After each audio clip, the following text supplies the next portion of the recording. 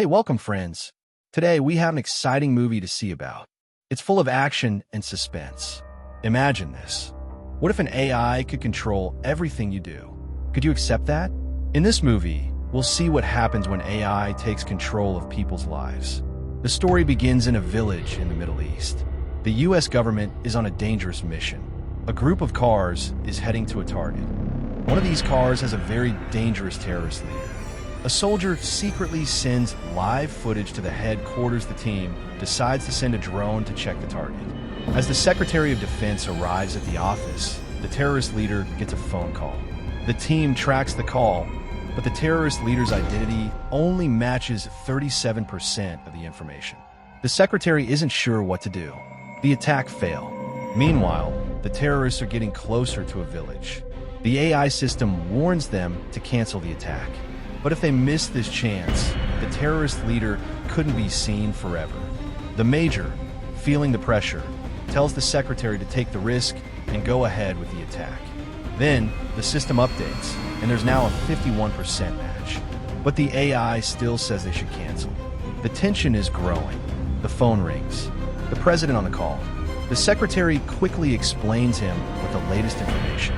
The president listens, and, with no time to waste, he gives the green light for the two attack. The missile is launched. Boom! In the next scene, we see our hero, Chris.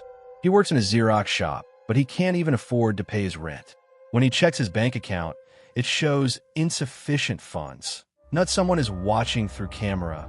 When he tries to enter his home, the house owner stops him. Somehow, Chris manages to convince her by giving some money. Then, Chris gets a call from his mom, who tells him that Chris' brother has died. Chris is heartbroken. Later, at the funeral, everyone is shocked because Chris looks exactly like his brother. His brother's name was John. Chris is deeply sad as he sees John's body. Later, Chris goes into John's room, and his dad walks in. Chris's parents always compared him to John, which is why Chris left home and started working. Next scene, we see our heroine, Rachel. She was living as a single mom with a son who plays the music very well. They rush to the train station because her son has to play music on school performance in front of the president in Washington, D.C. Rachel tells him to be careful and watches him leave. But then, a strange person picks up her son's music instrument case and walks away, following someone's orders over the phone. In the next scene, Chris checks his bank account again. This time, he's shocked to see millions of dollars in his account. Panicked, he rushes home, where he finds several boxes kept in his house. When he opens them, he finds guns, explosives, and bombs. He also finds several passports with his name on them. Fear takes over as he realizes how serious the situation is. Just then, he gets a call from a woman who warns him to escape. She tells him the FBI will be at his door in 30 seconds. He asks her what's happening, but she tells him, "Chris, you've been activated. You're now an important person." She explains that the FBI will arrest him and that he needs to reach a station before they arrive. Just as she finishes speaking, the FBI arrests him. In the interrogation room, an officer named Tom enters. Chris tells him that I am innocent and doesn't know anything. Tom inquires about Chris's brother, but Chris says he doesn't know anything about him since his brother left home at a young age. Tom informs him that John joined the Air Force when he was young, completed many advanced trainings in technology, and became an expert in the field. After his brother passed away, there was a significant threat to the national security system. Chris explains the phone call he received and insists that he doesn't know anything, but Tom refuses to believe him and leaves the room. In the next scene, Rachel is at a bar, drinking a beer. Meanwhile, she receives a call from her son. She steps outside to take the call, and the same woman who spoke to Chris earlier is on the call. The woman tells Rachel to watch the monitor. Rachel is shocked when she sees her son on the screen.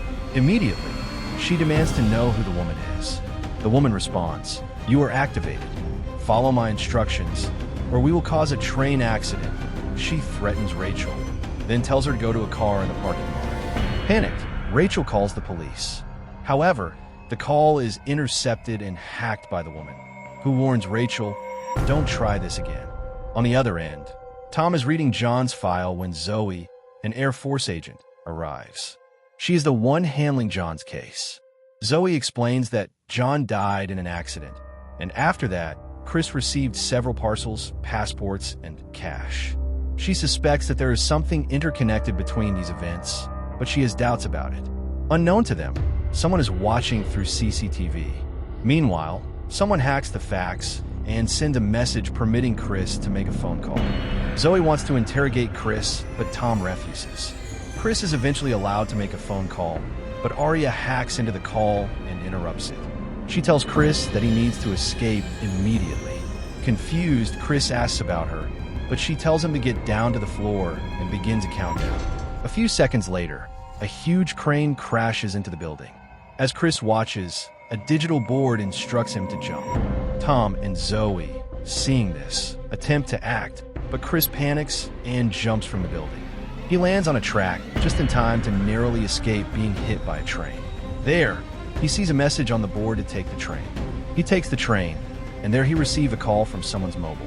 In that call, Arya instructs him to stay on the train for 3 stations. Chris is confused and surprised at how she is tracking him. At the next station, he leaves the train and catches another train, but Arya messages him, saying that he disobeyed. Immediately, she hacks the train's server and makes the train reverse to the station where she had fixed his destination. After that, Chris receives another call from her. He asks how she is doing all this, but as usual, she instructs him to leave the train at the next stop, where a black car will be waiting for him. Frustrated, Chris refuses to follow her order and cuts the call. However, Arya sends Chris's photo to everyone on the train and tells them he is a terrorist. Seeing that everyone is paying attention to him, Chris panics and jumps from the train. After that, he reaches the black car, where Rachel is waiting for him. When he gets in, he yells at her, thinking that she is the one who spoke on the phone. But she yells at him, thinking that he is the one who trapped her son. After a while, they both understand that they were trapped by someone else. Suddenly, the police start shooting at their car. Rachel drives the car, while Arya, who has hacked the car through GPS, tells them the route to follow. However, police cars are chasing them. Tom and Zoe are also in pursuit. Arya hacks the traffic signals, giving them green lights at every intersection. She makes the police cars to collide with each other. After this, they enter the harbor. Arya hacks all the cranes in the harbor and uses them to destroy the police cars. She almost throws Rachel's car into the sea, but they jump out and escape just in time. Tom questions Zoe about what just happened, including how the cranes operated automatically. Chris and Rachel are shocked by how Arya could control the traffic signals and the cranes, but one thing they understand for sure is that she can do anything. Meanwhile, Arya calls them and gives them a new destination to reach. Zoe calls headquarters and orders them to arrest John's family and seize all their assets. Tom asks about John, but Zoe urgently leaves for Washington, D.C. by chopper. In the next scene, they show a military base where weapons are tested. There, they introduce a new crystal chemical weapon that was discovered by the U.S. government. It is explained that the weapon is very small in size, but causes a huge explosion, which can be triggered by a specific sound frequency. Meanwhile, Arya is watching all of this through CCTV. The government approves the chemical weapon, and production begins. Meanwhile, Arya hacks into their security system, steals 2 crystals, and arranges for them to be delivered to a music shop through a man who carries Rachel's son's music instrument case. He places the crystals inside the music instrument, and Arya then prepares several bombs in various locations, planning to have them delivered to Washington, D.C.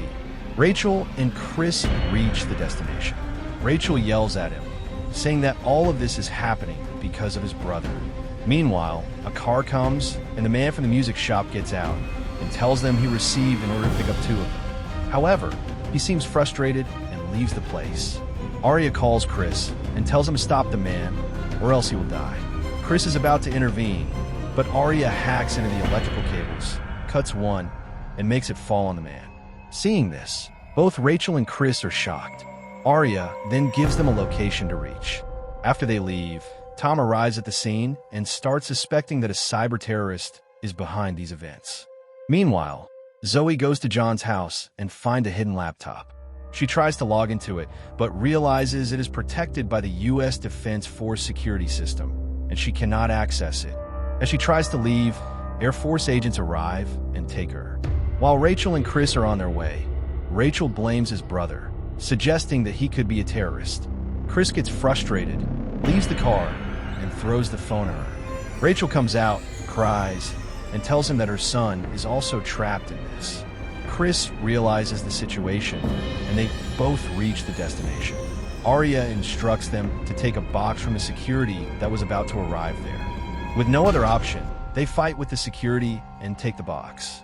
The police start to chase them, but Arya distracts the officers by hacking all the fire alarms in the surrounding buildings. Chris and Rachel escape. When they check the box, they panic after seeing a countdown timer on it. Meanwhile, Zoe reaches the defense office, where the defense secretary gives her full permission to handle John's case. Arya watches all of this through the CCTV cameras. The secretary informs Zoe that, after John's death, several terrorist threats were reported. After that, they proceed to another secret lift even Zoe don't know about it. Secretary tells that was in secret unit. On the other end, Rachel and Chris reach a shopping mall. When Arya calls, Chris hesitates to follow her order and cuts the call. Immediately, she calls a nearby landline and informs them to reach a location. Meanwhile, Zoe and the secretary reach the secret unit, which is called Eagle Eye. Rachel and Chris also reach the place, where there are several computer monitors. Chris places the box, and at that moment, all the monitors turn on simultaneously and start playing footage of Chris from the beginning. A voice tells him that they know all the details about him. Rachel asks about herself, and Arya, using multiple different voices, replies that they are the security of the United States. Chris now understands that all the incidents that occurred before were planned and executed by supercomputer. Meanwhile, Zoe is introduced to that magnificent supercomputer, where there is a huge eyeball. The secretary explains that this computer monitors all people's actions, collects data, and recognizes their motives. If it detects any threat to the country, it immediately takes action on its own. Moreover, it can control all electronics and computers across the country. Simply put, it can access and see all the information nationwide. This program is called Eagle Eye, and the supercomputer's name is Arya. The secretary instructs Eagle Eye to provide all the details about John.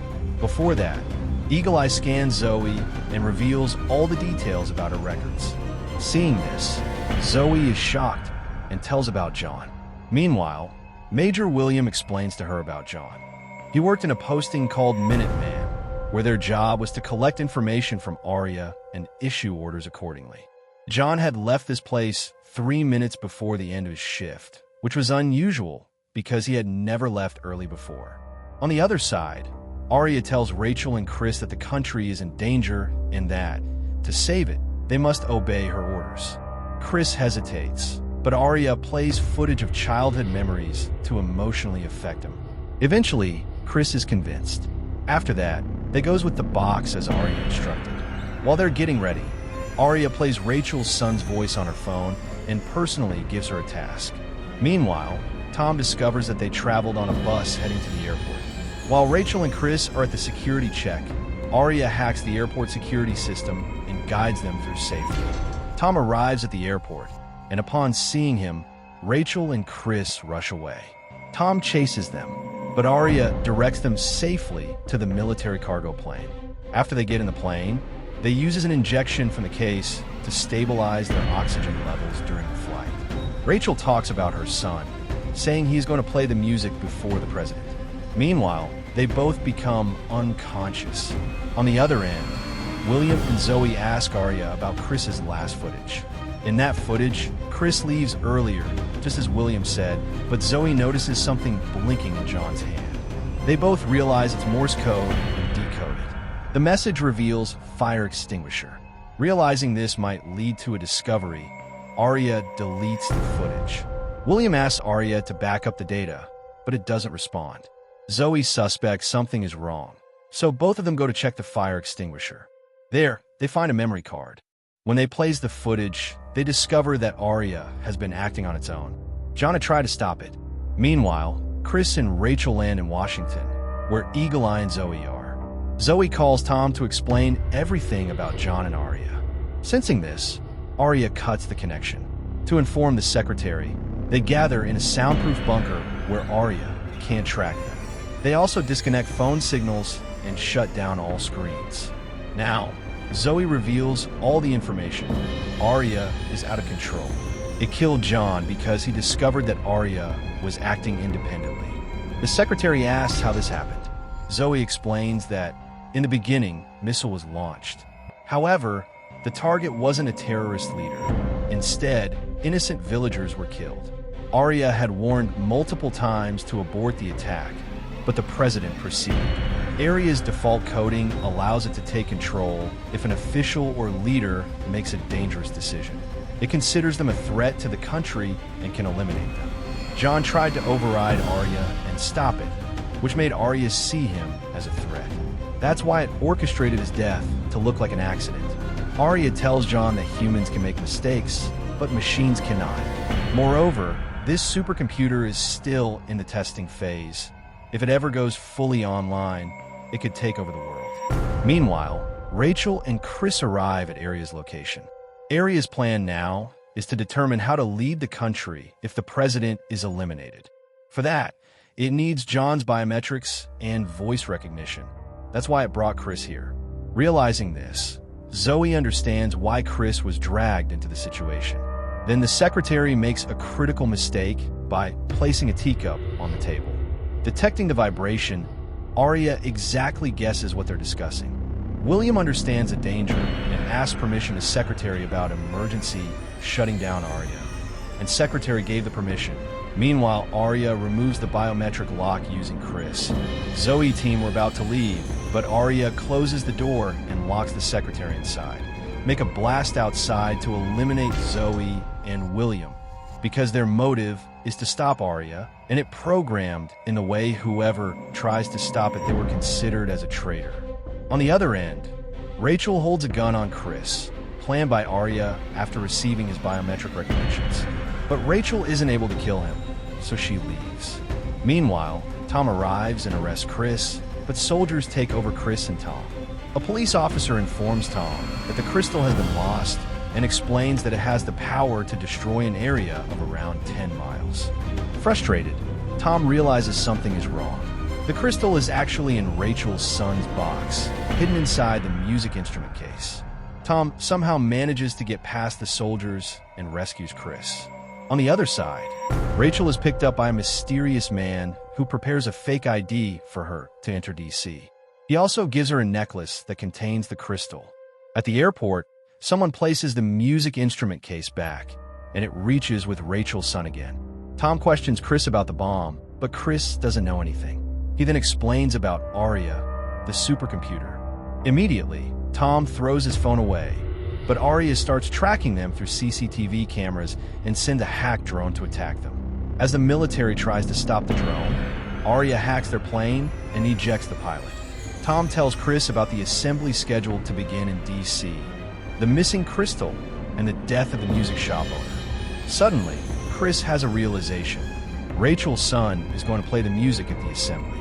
He now understands why Arya trapped Rachel and her son. He explains that if Rachel's son plays the full notes, it will trigger the crystal and cause an explosion. Meanwhile, Arya launches a bomb via drone. Immediately, they switch cars and enter a tunnel. Arya sends another missile, but they escape by swerving past a truck. The missile hits the truck, causing an explosion. Their car is damaged, and Tom is injured. He hands the gun to Chris and sends him to save the president. Meanwhile, the drone targets Chris, but Tom, using another car, crashes the drone and makes an accident. On the other side, Rachel gets ready and puts on the crystal necklace. The secretary asks Arya why she didn't kill him. Arya explains that during the terrorist mission, he was the only one who followed her orders. She adds that he will become the next president after the current one is eliminated. Elsewhere, William and Zoe are removing Arya's memory from the hard drives and handling a container of liquid nitrogen. William, just as he is about to remove the liquid nitrogen, Arya attacks him using the Eagle Eye system. Zoe fights back, hitting the system with a metal rod. which causes the liquid nitrogen to spill out. This leads to Arya being completely shut down. However, the bomb implanted earlier is still active. Rachel arrives at the assembly. Chris tries to enter, but is stopped by a police officer. He attacks the guard and wears the officer's uniform. The assembly begins, and children start performing music. The bomb is set to detonate at the end of the musical performance. Rachel sees her son and tries to reach him, but security holds her back. Chris, now dressed as a guard, enters the assembly. Just as the music is about to trigger the bomb, Chris shoots en route, stopping the performance. Everyone gets down to the ground in chaos. In the confusion, police shoot Chris, and he falls unconscious. Later, the secretary explains everything in court.